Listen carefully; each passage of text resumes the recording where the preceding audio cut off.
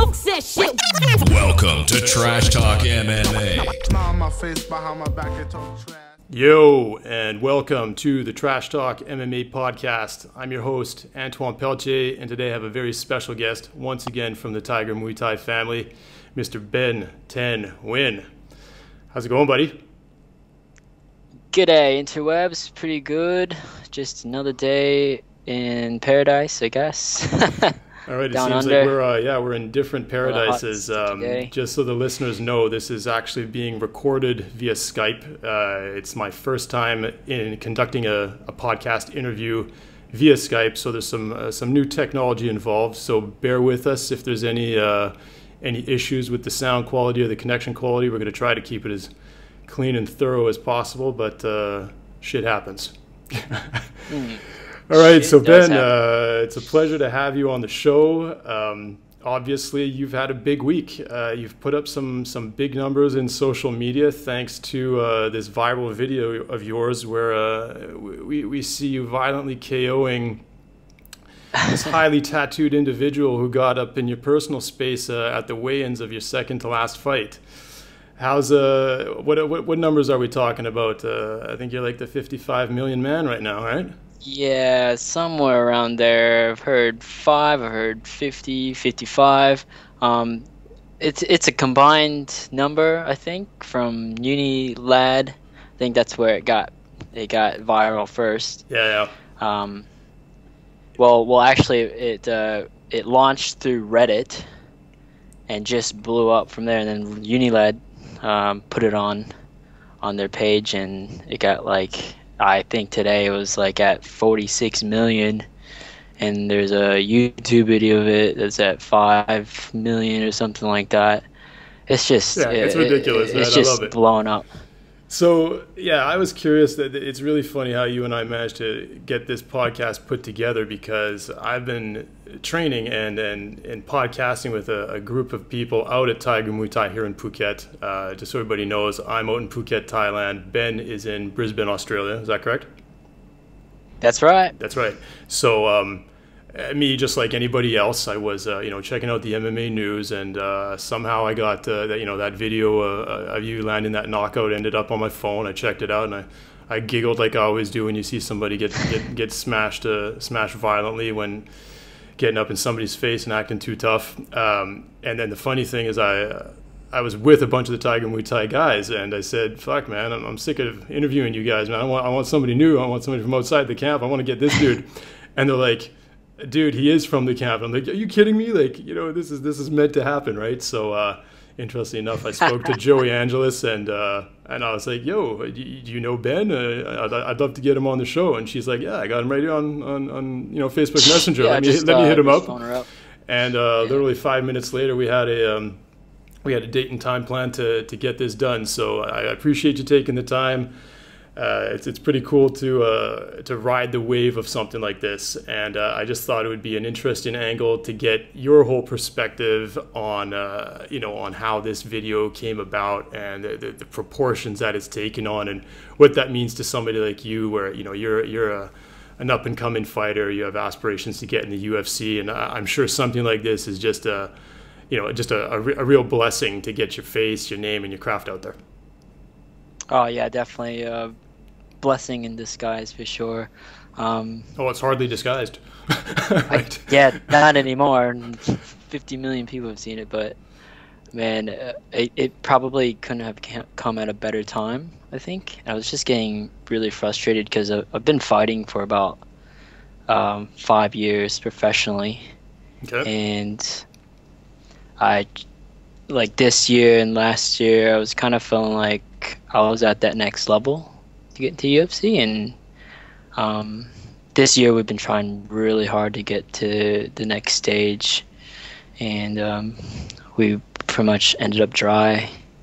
And this video just came out of nowhere and just got my name out there in front of millions of people, and it just couldn't come at a better time. Like I was.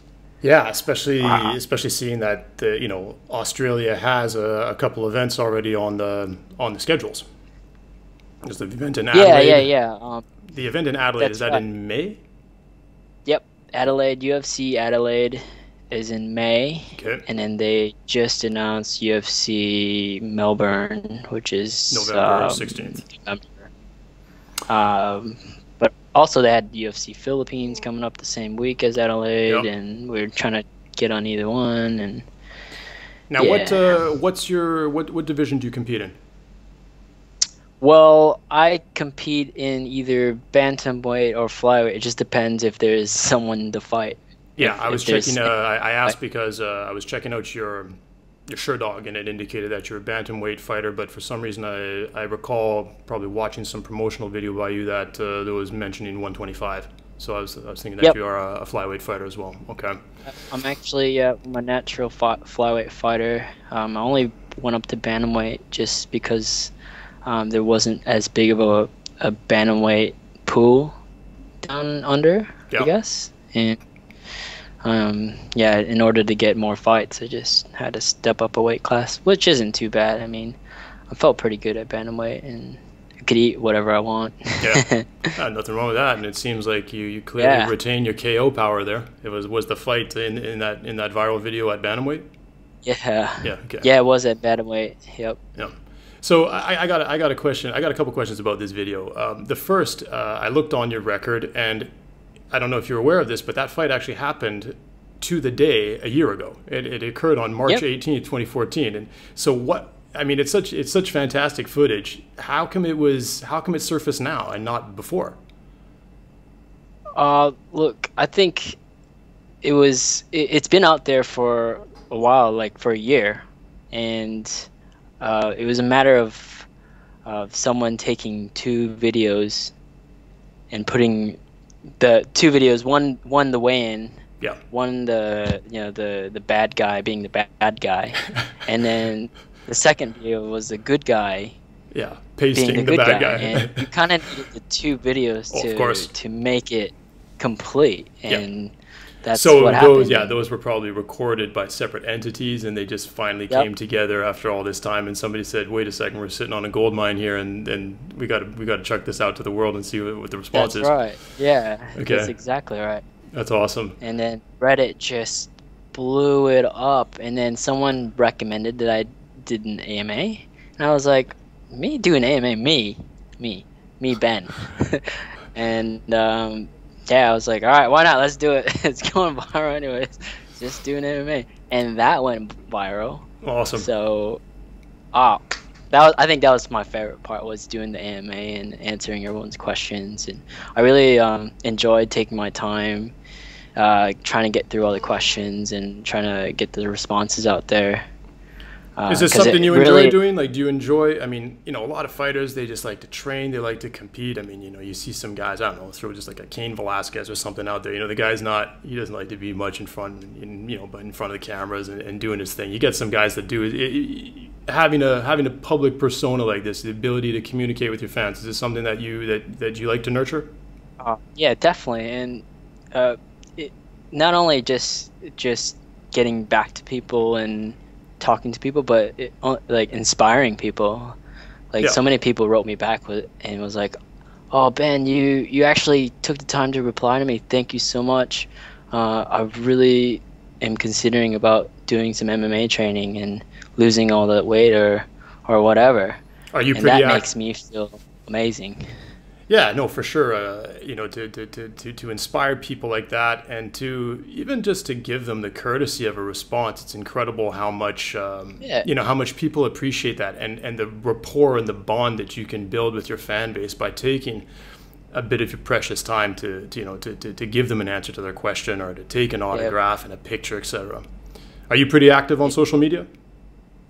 Well, it wasn't really, because I didn't have that big of a following, but now I am. Like, now I'm trying to take the time to go through all the messages, Reddit, Twitter, Facebook, Instagram, what have you, and just trying to put myself out there, not by just putting up videos and stuff, but like actually talking to people and and yeah, that really helps grow things questions organically by legitimately taking the time and the effort to put it in. Have you seen, so since the video went viral, have you actually seen a significant spike in your followers on Twitter and Instagram and Facebook? Oh my God, yeah, my Facebook tripled in followers. I got like 3,000 people now. Literally, like and overnight. My Twitter, I had a whapping 60 followers or something like that, and now I have like Twitter's hard, dude. Twitter's hard to get the followers, man. I think there's definitely there's almost like a stigma. It's like if you're on there to get followers and not to follow people, really you need to have a lot of followers. You need to be following as few as possible. Like that sort of creates the star, the star power, if you will. So and it was hard for me too, because I didn't like, not starting with any followers or anything. Like I didn't like just posting to an empty crowd or just putting things out there just to put it out there. Yeah, and see who yeah. Then I wasn't really active on Twitter. Now it's like I'm posting like twice a day now. Woo-hoo. Oh, there you go. Maybe like something like this just lights a fire under your own ass to realize the power of the tool. Now, so like, yeah, it's a whole lot nicer, right, than singing under the shower. Yeah, that's right. You're crazy, man. Excellent. So, I was checking out your record. Let's talk about, the video is one thing. Underneath all of this, there's obviously, a talented and passionate fighter. I watched you. You have a really, really nice Tiger Muay Thai promotional video that I checked out today, and you really seem to have an appreciation for the arts part of the martial arts. What does that mean to you? What is the art in martial arts? I'm so glad that you said the exact words that I would have said. You pretty much read my mind. I just love the technical aspect of martial arts, and just the chess battle mentality that you get through like training Brazilian Jiu-Jitsu or any type of striking or judo. Judo is all about finesse and technique and strategy, and I really enjoy that part. So yeah, you don't see it as just a pure form of barbarian combat attack. If I had the time, I would go out and train Kali if I had an instructor in time. And my next martial arts I was going to take on was actually Wing Chun, because I see a lot of benefit from training Wing Chun and using the trapping and ground and pound. And I didn't really want to just take those aspects. I wanted to learn it as a whole. Like I actually looked up the YouTube video on like the very first form, like the pattern that you do in Wing Chun. I forget what it's called, but I was actually like trying to practice it, and maybe hopefully someone was going to teach me Kung Fu for a bit. Yeah, it's funny. I mean, Kung Fu, I wanted to ask you too. I mean, I know you started with Taekwondo. How do you feel, what place do you feel Taekwondo has in mixed martial arts? Man, it really laid down the foundation for all my skill sets that I have today. People don't realize it, but there's a lot of coordination and balance that it takes for to be able to do a lot of the tricky 3-kick combos in a row, or all the forms and what have you. And I picked up really young, so I was able to grasp the balance and the coordination and just being able to use your body, because a lot of athletes, like you take a football, like NFL player or something, and they're not the most coordinated people. They can run really fast and plow through 5 dudes, but you try to get them to do like just a normal hip escape or backwards roll or whatever. It's a different kind of athletic finesse. Yeah. Now, I've seen that you've been, it's interesting. You started your career on a loss, then you got 5 wins in a row, then you had a three losses, and then a win and a loss, and now you're on a 7-fight win streak. What was it like? I mean, okay, first of all, starting on a loss, that must be a deflating way to start something that you're so enamored and so passionate about, and then after going on a nice 5-fight win streak, 3 losses, how did you deal with that psychologically? Was that something that was sticking with you?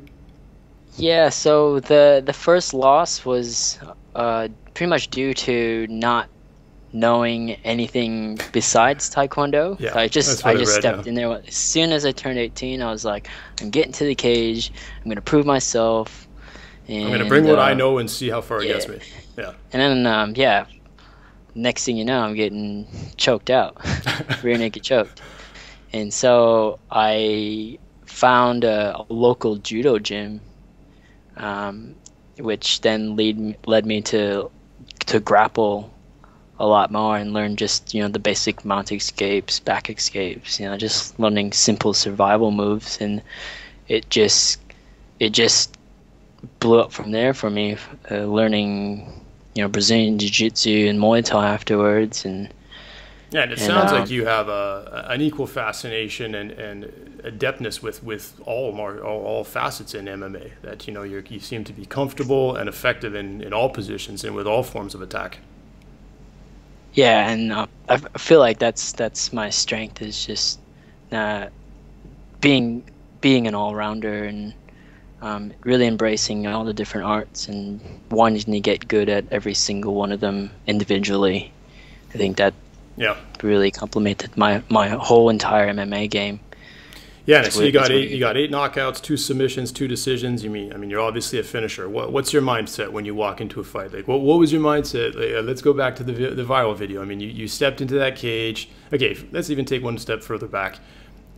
Obviously, being a martial artist in the truest sense of the term, you displayed an incredible level of coolness during those weigh-ins. I mean, that's definitely a brutal example of somebody getting up in your personal space. I mean, it's one thing to get nose to nose.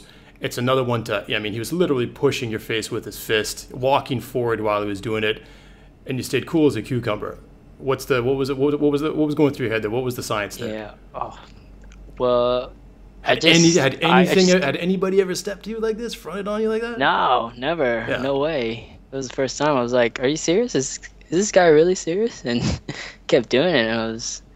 And I just kept thinking, I was like, "Oh man, this guy really is serious." Like, he kept coming at me, and I just knew I couldn't do anything right then and there. Just save it for tomorrow. Save it for tomorrow, Ben. And I did. And did it light? I mean, obviously, did it light some sort of particular fire in you though, where you're just like, okay, I got to make a statement here. Like, this guy just has to go down, and he's got to go down like the Twin Towers, just in sections like that. I kind of thought of it kind of like the opposite. I was like, I can't lose this guy. I cannot lose this guy that got into my face and try to make me cower down, try to bully me. And I mean, after the fight, did you guys shake hands? Well, I mean, was he laid out for a couple minutes? I mean, the video went so quickly we don't even see. I mean, was he stretched out on the? Was he fine after the fight? Yeah, I don't. No, I think he stayed down for a bit, and because I mean, he was really out cold, right? I mean, yeah, he was out. Yeah, he was KTFO. He was out pretty good. I was up celebrating, and I somehow got on top of the cage, which is like twice my actual height. Yeah. So I don't know how I even got up there. You just went King Kong, just climbed the motherfucker. Just went crazy. I was like, yeah, it was big. Honestly, it was a big relief for me, just to get that out of the way and not lose to a clown. So have you had any interaction with him since? Like, at the end of that fight, did you guys shake hands? Well, was yeah, he conscious? After the fight. Yeah, he came into my change room and was like, "Hey, look, I know it kind of got a little bit out of hand, but I'm just trying to put myself out there and try to make it a big deal." And I mean, he did, and that's what it. Just and all the bad reaction, all the bad, nasty comments and stuff, like that's kind of what you ask for when you do something like that. So He did say in an article though, which kind of made me a little bit angry inside. He said that pretty much it was just a lucky punch. It was all luck. It's about 20 lucky punches. Yeah, I was like, yeah, 20 lucky. I just happened to move my head out of the way, down and out, and just threw my counter punch. Like my arm just happened to come up and just hit him in the head. And yeah, I got lucky. And yeah. It kind of made me angry because like I spend so much time in the gym just training head movement, just working the bag for an hour every day. Like all that training comes up to a point. It may be a couple seconds, but that's I put a lot of training into that fight, and pretty much all my training from the years behind that.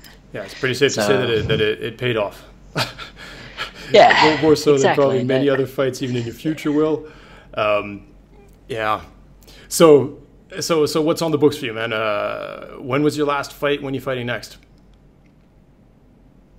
Well, got nothing booked yet. Just now, it's a little bit complicated now because now that the name's put out there, everyone's seen the video. Dana have seen the video. Yep. We're just gonna sit back and take whoever wants to put me on the show, and maybe UFC, it could be ONE FC. Who knows? Yeah, I mean, there's a lot of shows. There's the ONE FC on April 24th in Manila. There's the UFC on May 16th in Manila. There's the events in Australia. I mean, are you based in Brisbane for a while here? Are you going to stay put there for a while, or what are your travel plans? Yep, I pretty much moved here because I've met my future wife in Thailand when she was on holiday. And we just hit it off. And she's Australian? Yes, she's Australian. All right. Well, congratulations, man. Yeah. Excellent. Thank you. Yeah, so totally switching gears. I know you're a big gamer. Yep. So when you're not in the gym, what are you doing? You behind the PC, just geeking hard or what? Yeah, when I'm not training, I like to cook. I like to play games. Like I like to play League. I'm trying to get back into Skyrim. I kind of play it on and off, but When you say League of Legends? League of Legends. Sorry. So that's sorry. It's League of Legends. Is that it? League of Legends. Yeah. Here's an interesting fact. We touched on this before we started recording, but I've been an audio director for video games for 15 years. And little known fact, the game designer, the lead gameplay designer on the UFC Undisputed series of games that I worked on, Omar Kendall, he's now a designer on League of Legends. What? Yeah, so you pretty much. Oh yeah. If you want to get in touch with that crew, I can definitely put you in touch with them, man. Maybe you guys can find some other big ass way to do some huge cross promotion. Yeah, heck yeah, I would love to, and I would love to represent the geek community, the gamer geek community.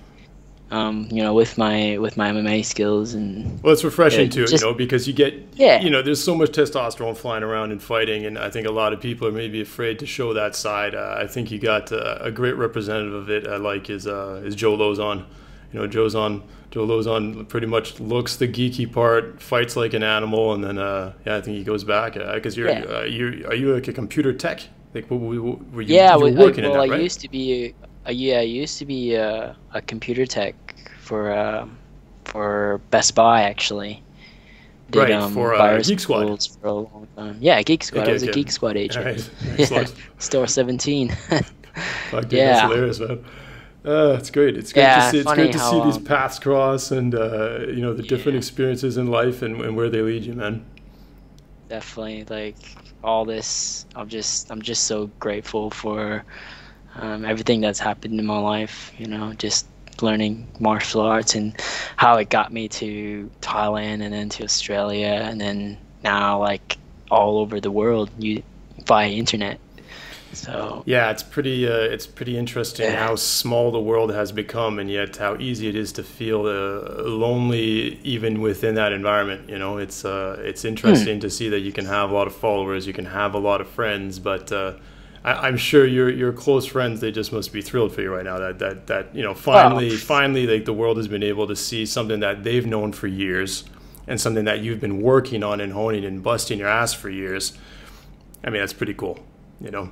Regardless of what it leads to, even if that's the biggest thing, listen, I mean, there's probably more people who have seen your KO than many of the biggest UFC fights in history. That's just crazy to me. That doesn't register in my head. You know, did 55 million people see Chuck Liddell knock out Randy Couture? I don't know. You know, did they? It's an interesting question. I mean, another thing that fascinates me about this is these KO videos, on these quirky, smaller, grimier promotions. You know, I'm sure you get a whole bunch coming through your inbox, or your friends are Facebooking them to you and whatnot, and I get the same thing, and it's just interesting how this one caught traction. You know, there's so many of these. There's another great one that came out this week. I don't know if you saw it, with some dude who's like, he comes out sort of crawling, almost with one hand on the ground, and the dude just soccer blasts him in the jaw, and the guy, he's moving like fucking Gollum after, dude. He's just like creeping and all sketched out around the octagon. It's hilarious, but it's like, okay, how many hits did that guy get?